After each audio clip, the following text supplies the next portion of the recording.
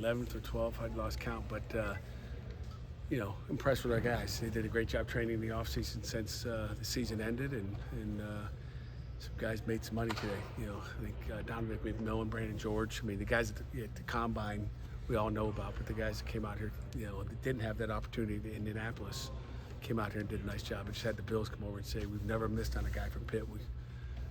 We love McMillan, so it's good to hear that. How much pride do you take in seeing these guys out here working? It's what we do. I mean, this is, I was talking to, Heather Morale out here, Branson's mom. This is what we do, is try to develop our players. I mean, you want to win football games, but eventually this is the goal. Each one of these kids that come in our program, this is what they want to do. And as I told all the scouts here before the whole thing started, since 2019, we've had 19 guys drafted. And that's the second most in the ACC. That's impressive. We don't have all the stars all those other guys do, but we develop our guys. We get the right people character-wise, and they're tough. And when they go to the NFL, they're reliable, and that's the important thing. So it's something that you look forward to, and you want to see these guys do great things when they leave here. You said you've had 11 or 12 of these. Does it ever get old watching these guys try to take that next step for their dream? It never gets old, because you know what? It's a new class every year. It's not like the guys come back next year, can I do it again, coach? They don't get a second choice, or second chance to come out and do it again. So it never gets old watching these guys, because everyone has a different story, whether it's Ben Sauls and how he started his career here and how he finished it. I mean, everybody's got a different story. Speaking of Ben Sauls, he had that moment there where it was all eyes on him and missed his first field goal, but then hit 10 straight. What was it like to see him, in that moment, and just what did you take away from it? He had he did it at the combine. He did it all day. He went out and they wanted to go see him outside. It's like he didn't see him enough in Pittsburgh at Acrisure Stadium. But it was great to watch him. I'm not worried about him missing a little one there. Matter of fact, they changed the whole script. He had a script, and it was kind of a sudden change. I think we had 8 special teams coordinators in the National Football League here today. So they changed up, wanted him to do something different, which was odd. I'm not sure. I wouldn't have said, hey, I'll get it done after I do what I want to do first. But Ben is like, hey, you want me to hit a 55-yarder? Okay, hit a 55. He'll do whatever you ask him to do. So that's the kind of kid he is. But it's great. I mean, he's a great player, and we're looking forward to seeing what he does in the future. Pat, on a day like today, do you take any time reflecting and think, man, this guy just got here? It feels like this guy just got here. I remember this guy's an 18-year-old.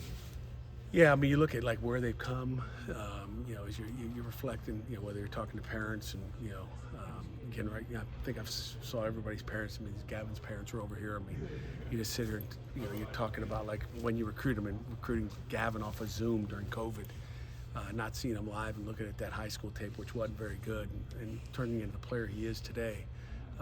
It's gratifying. Brandon seemed to impress today. He's been here for 6 years. What does it say about him, but also your program, being able to develop a guy for that long and seeing where he is now, especially in this era of college football?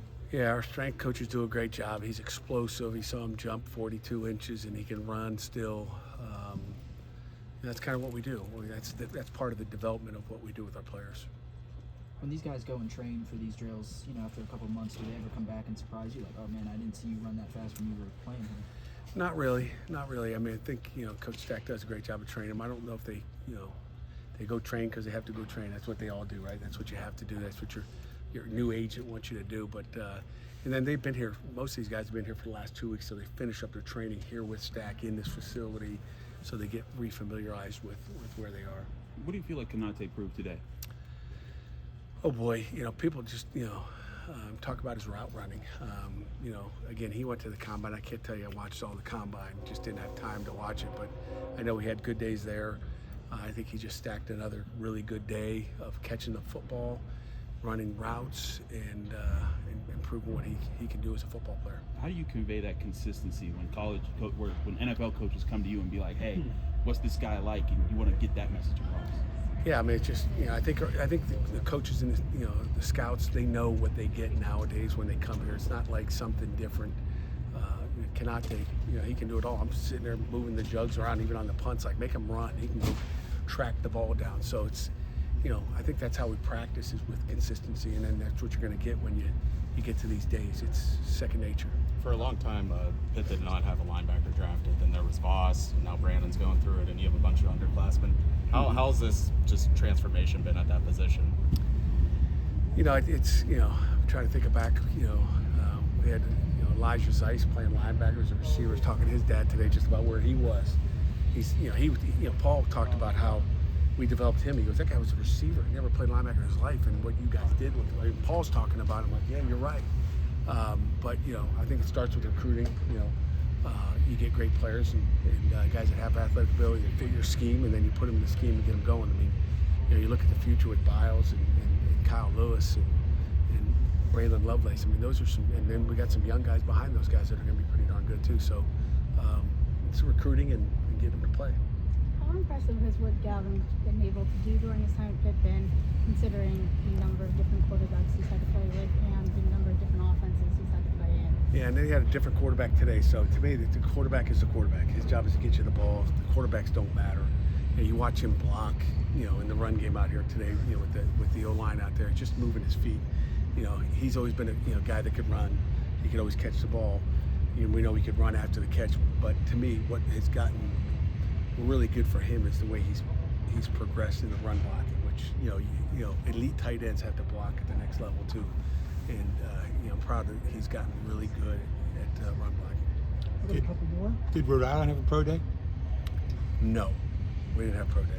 We didn't have any players, including me. You obviously take a lot of pride in getting guys to the next level. What's it say that all 32 teams show up on a day like this? Well, I think people are looking. They're looking for that diamond in the rough, maybe the one they didn't know about. But it shows a lot that they know where they're coming from. Like I said, 19 of them in the last since 2019, 6 years of draft. We're gonna have a few more this year. So to be second in the ACC, that's what's shocking. Because I don't know if our recruiting class has ever been ranked second in the country. But it should be based on the guys we're getting and what we're doing with them. So a couple of us talked to Kalijah, and he said he feels like not only are players here overlooked, but he feels like the program as a whole is sometimes overlooked, even though, despite the record for turning out NFL talent. Do you think that maybe motivates your players even more to perform well in front of NFL teams? I don't know if they look like that. Everybody's got a different edge that they have to them. So I think until you win another championship, you are what you are, right? And that's the goal, is to win championships and get in the playoffs and go win a national championship. So I don't know if I'd say we're overlooked, but if you're not in that national spotlight, in that top 25, top 15, that's what you get. Thank you.